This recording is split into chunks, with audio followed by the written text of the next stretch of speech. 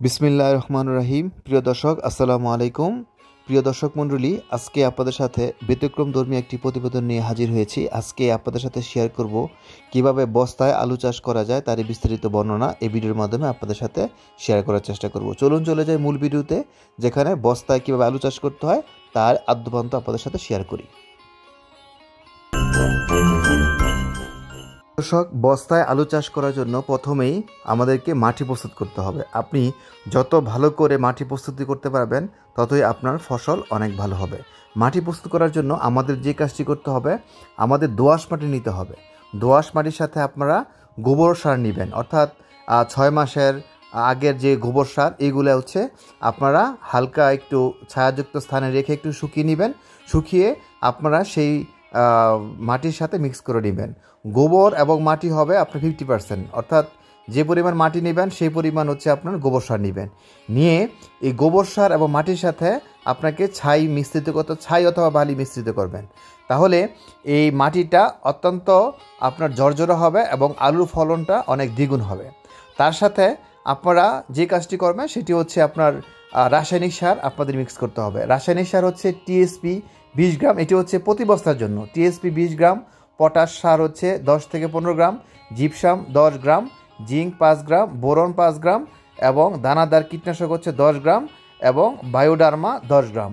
এটি হচ্ছে প্রতি বস্তার জন্য, অর্থাৎ প্রতি বস্তার জন্য আপনি এই পরিমাণ রাসায়নিক সার অ্যাড করে আপনি যে বালু দিয়েছেন এবং বালু অথবা ছাই দিবেন, ছাই মাটি এবং হচ্ছে গোবর সারের সাথে আপনি ভালো করে মিক্স করে নেবেন।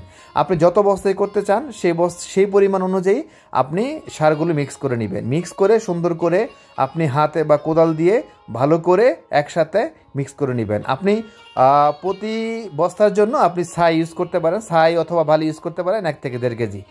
আর আপনার হচ্ছে গোবর সার এবং হচ্ছে দোআঁশ মাটি আপনারা 50-50 ইউজ করতে হবে। আর রাসায়নিক যে সারের কথা বলছি সেই পরিমাণ আপনারা প্রতি বস্তার জন্য আপনারা ইউজ করবেন। ভালো করে মাটিটি উলটপালট করে দেবেন, হাতের সাহায্যে দিতে পারেন বা কোদালের সাহায্যে দিতে পারেন। আপনারা দেওয়ার পর আপনারা এভাবে একটা পলিথিনের সাহায্যে এই যে মাটিগুলো আপনি মিশ্রিত করেছেন সেটা একসাথে রেখে দিবেন 15 দিন। 15 দিন রাখার পর আপনার যে রাসায়নিক সার বা যে জৈব সার আপনি ইউজ করেছেন সেইগুলো মাটির সাথে খুব সুন্দরভাবে মিশে যাবে। তাহলে মাটিতে পুষ্টিগুণ অনেক বেশি হবে, সেক্ষেত্রে আপনার ফলন খুব বেশি হবে। তাই আপনারা 15 দিন এভাবে রেখে দিবেন আপনার মাটিটি। 15 দিন রাখার পর সেই মাটিগুলো আপনারা বস্তায় ভরবেন।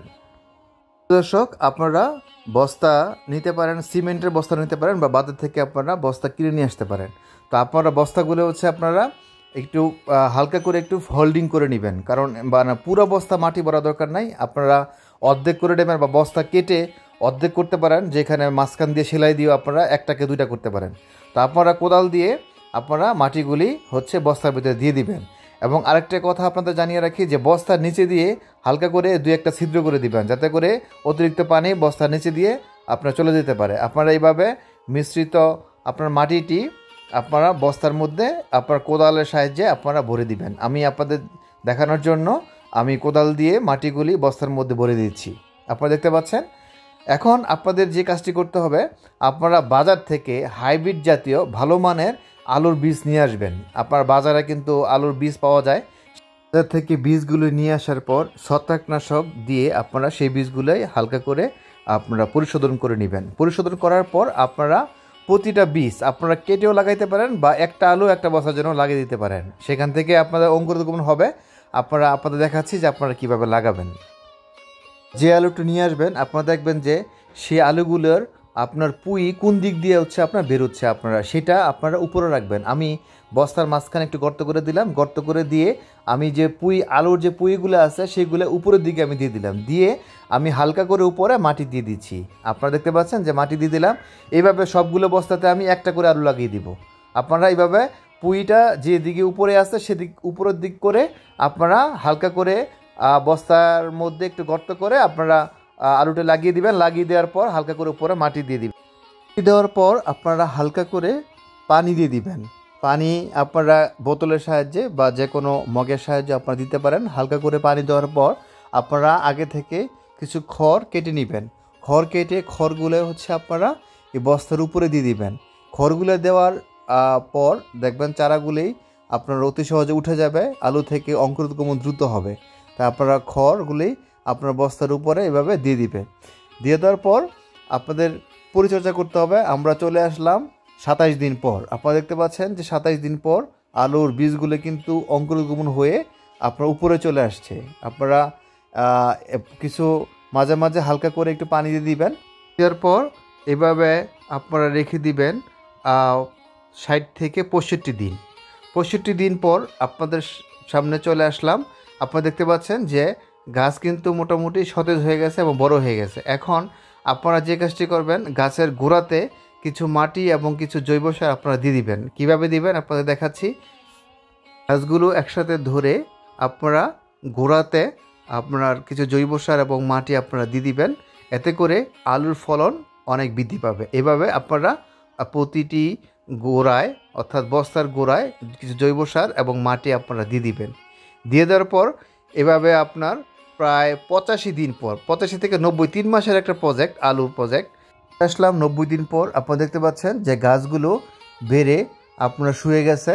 এই গাছ মোটামুটি আলু আর আসার উপযুক্ত হয়ে গেছে। এখন আমি এই আলুগুলো বস্তা থেকে আমি হারভেস্ট করব এবং আপনাদের দেখাচ্ছি যে কীভাবে হারভেস্ট করতে হয়। আপনারা বস্তার আলুগুলো টান দিয়ে উঠাবেন এবং দেখতে থাকুন যে এই বস্তা থেকে কি পরিমাণ আলু আমি পেলাম, আপনাদেরকে সেটা এখন দেখাবো।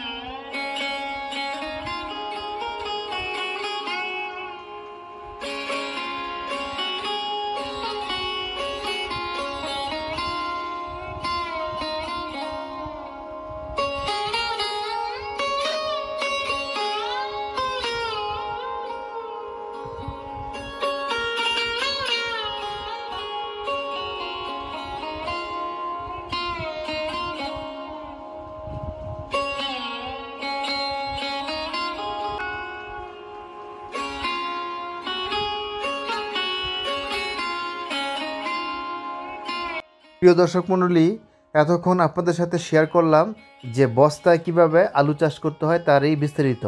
আমার এই প্রতিবেদনটি যদি আপনাদের কাছে ভালো লেগে থাকে, আমার চ্যানেলটিকে সাবস্ক্রাইব করে পাশে থাকা বেল বাটনে ক্লিক করে রাখুন, যেন পরবর্তীতে এরকম নতুন নতুন ভিডিও সবার আগে পেতে পারেন।